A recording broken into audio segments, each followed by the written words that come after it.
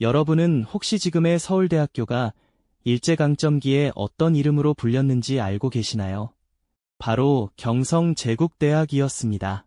근대 고등교육의 상징처럼 여겨졌던 이 대학이 사실은 조선인을 위한 곳이 아니었으며 극소수의 조선인만이 입학할 수 있었던 제국의 대학이었다는 충격적인 사실을 아신다면 아마도 고개를 갸웃하실 겁니다. 그렇다면 당시 조선 최고의 수재들이 목숨을 걸고 이 좁디 좁은 문을 통과하려 했던 이유는 대체 무엇이었을까요? 단순한 과거의 대학 이야기가 아니라 일제강점기 암울한 시대 속에서 지식인들이 품었던 욕망과 좌절, 그리고 그들이 내렸던 치열한 선택이 응축된 생존의 기록을 지금부터 함께 파헤쳐 보겠습니다. 1924년 경성 한복판에 웅장하고 이국적인 건물이 그 위용을 드러냈습니다.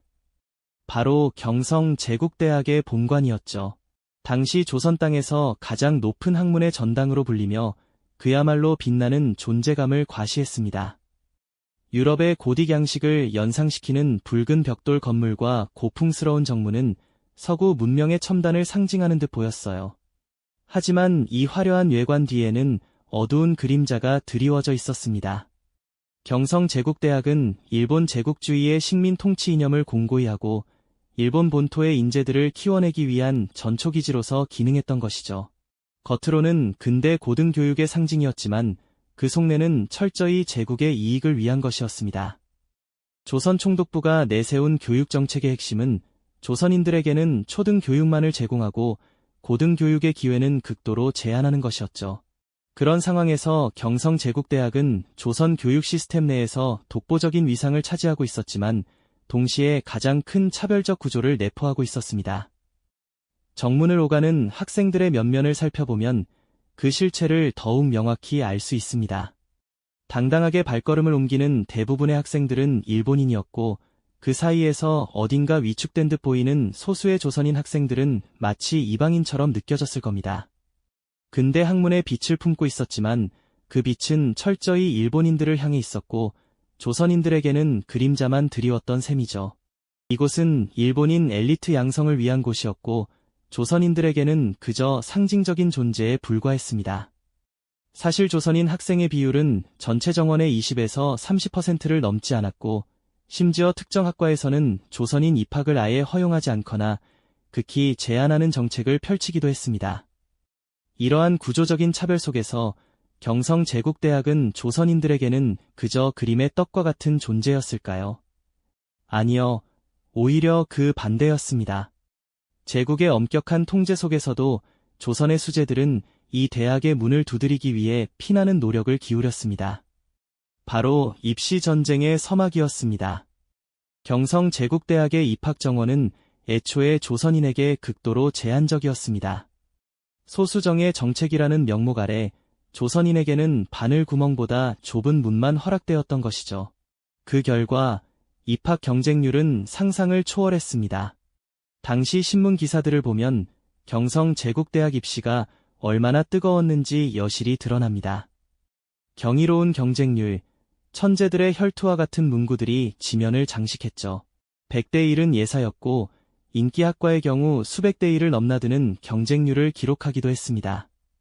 지금으로 따지면 서울대학교를 넘어 전 세계 최고 명문대학 입학보다도 훨씬 더 어려운 일이었을 겁니다. 당시 조선인 수재들이 경성제국대학에 진학하기까지의 과정은 그야말로 고난의 연속이었습니다. 고등보통학교를 졸업하고 전문학교를 거쳐야만 비로소 경성제국대학에 도전할 자격이 주어졌는데 이 과정 자체가 불평등과 차별로 가득했죠. 조선인들은 일본인에 비해 훨씬 적은 수의 학교에서 교육을 받을 수밖에 없었고 입학시험에서도 일본인 학생들과 동등하게 경쟁해야 하는 현실적인 장벽에 부딪혔습니다. 밤늦도록 빽빽한 교실에서 희미한 등불 아래 책을 붙들고 씨름하는 조선인 학생들의 모습은 당시의 절박함을 고스란히 보여줍니다. 그들은 단순히 시험을 준비하는 것이 아니라 자신과 가족의 미래, 그리고 어쩌면 조국의 희망까지 짊어지고 있었던 것이죠. 초조한 표정으로 시험장에 들어서는 수험생들의 뒷모습에서는 이 입시가 단순한 학업 경쟁을 넘어선 한 시대의 운명을 건 싸움이었음을 짐작하게 합니다. 그들은 왜 이토록 좁디 좁은 문을 뚫고 들어가려 했을까요? 이 불공정하고 압박감 넘치는 환경 속에서도 그들이 포기하지 않았던 이유는 무엇일까요? 우리는 다음 이야기에서 그들의 깊은 고뇌와 선택을 더 자세히 들여다볼 것입니다. 네, 우리는 지난 시간에 경성제국대학이라는 좁디 좁은 문을 통과하기 위한 조선인 수재들의 처절한 노력을 엿보았죠. 그들은 왜 그토록 불공정하고 압박감 넘치는 환경 속에서도 포기하지 않고 그 길을 가려 했을까요? 과연 그들이 마주했던 입시전쟁의 실체는 무엇이었을지, 그리고 그 문을 통과한 이들에게는 또 어떤 이야기가 기다리고 있었을지, 이제 그 깊은 속내를 더 자세히 들여다볼 시간입니다. 당시 경성제국대학의 입학 정원은 조선인들에게는 마치 하늘의 별 따기보다도 어려운 일이었죠. 전체 정원 중 조선인 학생이 차지하는 비율은 고작 3분의 1을 넘지 못했습니다. 이것은 단순히 숫자의 문제가 아니라 식민 통치의 근간을 이루는 차별적 정책의 일환이었죠. 일본 제국은 조선인 엘리트들이 자신들의 통치에 순응하도록 길들이거나 혹은 극소수의 인재만을 선별하여 제한적인 역할만을 부여하려 했습니다. 마치 정교하게 설계된 채처럼 조선인 인재들을 걸러내려는 의도가 숨어 있었던 건 아닐까요? 이처럼 극도로 제한된 정원 속에서 조선인 수재들은 상상을 초월하는 경쟁률을 뚫어야 했습니다. 당시 신문 기사들을 살펴보면 경성제국대학의 특정 학과는 수십 대 1은 기본이고 때로는 100대 1에 육박하는 경이로운 경쟁률을 기록하기도 했습니다. 그야말로 바늘구멍보다 좁은 문을 통과하기 위한 치열한 전쟁이 매년 벌어졌던 셈이죠. 이런 상황 속에서 조선인 학생들은 일본인 학생들과 동등하게 경쟁해야만 했습니다. 하지만 교육 환경은 결코 동등하지 않았죠. 조선인 학생들은 고등보통학교를 졸업하고 전문학교를 거쳐야만 비로소 경성제대에 도전할 자격이 주어졌는데 그 과정 자체가 불평등과 차별로 가득했습니다. 조선인들을 위한 학교는 턱없이 부족했고 교육의 질 또한 일본인 학교와는 비교할 수 없을 정도였죠. 그럼에도 불구하고 이들은 희미한 등불 아래 밤늦도록 책을 붙들고 씨름하며 오직 합격이라는 한 가지 목표만을 향해 달려갔습니다. 그들의 눈빛에는 단순히 학문적 성취를 넘어선 자신과 가족의 미래, 나아가서는 암울한 조국의 희망까지 짊어진 듯한 비장함이 서려 있었을 겁니다. 시험장에 들어서는 수험생들의 뒷모습에서는 이 입시가 단순한 학업 경쟁을 넘어선 한 시대의 운명을 건 싸움이었음을 짐작하게 합니다. 그들은 이 좁디 좁은 문을 뚫고 들어가려 했던 것이죠. 그렇게 어렵사리 치열한 경쟁을 뚫고 경성제국대학의 합격 통지서를 받아든 조선인 수재들의 기쁨은 과연 어떠했을까요? 합격자 발표 게시판 앞에서 환호하는 학생과 가족들의 모습은 당시 신문의 단골 소재였습니다. 개인에게는 더할 나위 없는 영광이었고 가문에는 대대손손 자랑스러운 경사였을 겁니다. 경성제대 출신이라는 타이틀은 그 자체로 사회적 성공과 명예를 보장하는 강력한 증표였으니까요. 그러나 아이러니컬하게도 합격의 기쁨도 잠시 그들을 기다린 것은 또 다른 현실의 벽이었습니다. 제국의 대학이라는 이름 아래 그들이 배운 지식과 학문은 종종 식민 통치의 도구로 활용되기를 강요받았습니다. 졸업 후에도 조선인이라는 이유로 취업에서 차별을 받거나 진정한 엘리트로서의 역량을 펼치기 어려운 현실에 부딪히곤 했죠. 이들은 과연 어떤 선택을 했을까요? 어떤 이는 일본 제국의 시스템 안에서 관료가 되거나 연구자로 활동하며 현실과 타협하는 길을 택했습니다. 또 다른 이는 배운 지식을 바탕으로 독립운동에 투신하여 민족의 해방을 위해 헌신하기도 했죠. 그리고 어떤 이들은 학문에 깊이 천착하며 고뇌 속에서 자신의 정체성을 찾아 나섰습니다. 경성제국대학이라는 공간은 이들에게 단순히 지식을 전달하는 곳이 아니라 시대의 모순과 개인의 운명이 교차하는 거대한 고뇌의 장이었던 셈입니다.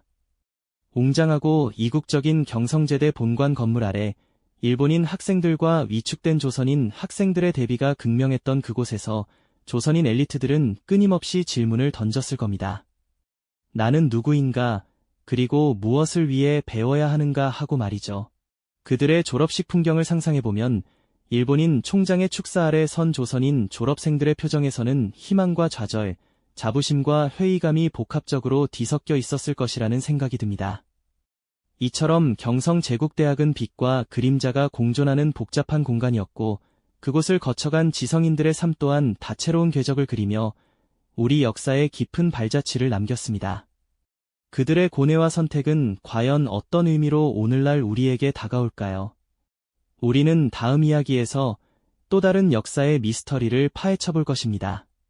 경성제국대학에서 배움의 길을 걸었던 이들의 발자취는 단순히 개인적인 영광만을 의미하지는 않았습니다. 그들의 선택과 고민은 격동의 시대를 관통하며 거대한 역사적 변화의 물결 속으로 휩쓸려 들어가게 되죠. 마침내 1945년 기나긴 식민 지배의 어둠이 걷히고 해방의 빛이 한반도를 비추는 순간 경성제국대학 또한 피할 수 없는 운명의 전환점을 맞이하게 됩니다. 제국대학이라는 이름은 더 이상 새로운 시대의 최고 학부로서 존재할 수 없었습니다. 일제 식민 지배의 잔재였던 그 이름은 역사 속으로 사라져야 했고 해방된 조국의 혼란 속에서 새로운 대한민국을 이끌어갈 지성인을 양성할 서울대학교로 재탄생하게 됩니다. 이는 단순히 간판을 바꾸는 정도의 변화가 아니었습니다. 식민 지배의 유산이었던 대학이 자주독립 국가의 주춧돌이 되는 정체성과 역할 자체가 근본적으로 변모하는 거대한 역사적 대전환이었던 셈이죠. 그렇다면 이 격변의 과정에서 경성제국대학의 어떤 면모는 해방 이후에도 계승되었고 또 어떤 부분은 단절되어야만 했을까요? 일제강점기 동안 쌓아올린 학문적 기반과 연구성과 예를 들어 의학이나 법학 등 특정 분야에서 축적된 지식체계와 방법론, 그리고 그 안에서 형성된 교수진과 인적 네트워크는 해방 후에도 한국 학계와 사회 발전의 중요한 자산으로 이어졌을 겁니다. 새로운 국가의 초석을 다지는데 필요한 전문 인력과 학문적 토대를 제공했던 것이죠. 하지만 제국주의적 교육 이념과 식민 통치를 위한 인재 양성이라는 본래의 목적은 단절되어야 마땅했습니다. 민족의 정체성을 말살하고 제국의 번영을 위한 도구로 활용되던 교육 방식은 더 이상 용납될 수 없었으니까요. 식민지 시대 최고의 지성들이 제국의 대학에서 배움을 갈구하며 겪었던 치열한 몸부림은 결국 해방 후 한반도의 미래를 설계하는 중요한 동력이자 동시에 극복해야 할 그림자로 남았다는 사실을 우리는 깊이 새겨야 합니다. 경성제국대학의 입시 전쟁은 단순한 과거의 경쟁을 넘어 한 시대를 살았던 지식인들의 깊은 고뇌와 숙명적인 선택이 응축된 결과였다는 것이죠. 그들은 제국대학에서 배움을 통해 개인적인 출세와 영달을 꿈꾸기도 했지만 동시에 암울한 시대 속에서 민족의 독립과 새로운 조국의 미래를 모색하려는 고귀한 열망을 품기도 했습니다. 합격자 발표 게시판 앞에서 환호하던 조선인 학생들의 얼굴에는 개인적인 성취에 대한 희망과 함께 민족의 앞날을 짊어져야 한다는 시대적 소명이 겹쳐 있었을 테고요. 그들이 쌓아올린 지식과 경험은 해방 후 새로운 국가를 건설하고 사회를 안정시키는 데 중요한 기반이 되었으며 이는 분명 우리 역사의 긍정적인 자산으로 평가받아 마땅합니다. 예를 들어 행정, 법률, 교육, 의료 등 각 분야에서 중추적인 역할을 수행하며 대한민국의 기틀을 다지는 데 기여했죠. 하지만 동시에 그 과정에서 형성되었던 엘리트주의와 학벌주의, 그리고 식민지 교육의 잔재는 해방 이후에도 우리 사회에 깊은 그림자를 들이우며 오늘날까지도 그 영향을 미치고 있다는 점 또한 외면할 수 없는 현실입니다. 특정 대학 출신이라는 배경이 개인의 능력을 넘어서 사회적 특권으로 작용하고 치열한 입시 경쟁이 모든 가치를 압도하는 풍토는 경성제국대학 시대의 유산과 무관하다고 말하기 어렵죠. 결국 경성제국대학의 역사는 단순한 과거의 이야기가 아닙니다. 그것은 현재 대한민국 교육열의 뿌리이자 우리 사회가 여전히 안고 있는 엘리트주의와 학벌주의의 그림자를 성찰하게 하는 중요한 시사점을 제공합니다. 과거의 선택과 그 결과가 현재 우리 사회에 어떤 형태로 발현되고 있는지, 그리고 우리는 그 역사를 통해 무엇을 배우고 극복해야 할지 깊이 생각해보게 만들죠. 당시 경성제국대학을 꿈꿨던 수많은 이름 없는 천재들의 열망과 시대의 한계 속에서 그들이 내렸던 결단에 대한 깊은 사색은 과연 무엇이 한 시대를 이끌어갈 진정한 지성을 만들고 어떤 선택을 하도록 이끄는가라는 질문으로 이어집니다. 이 질문은 오늘날 우리의 교육과 사회에도 여전히 유효한 묵직한 울림을 던져주고 있습니다.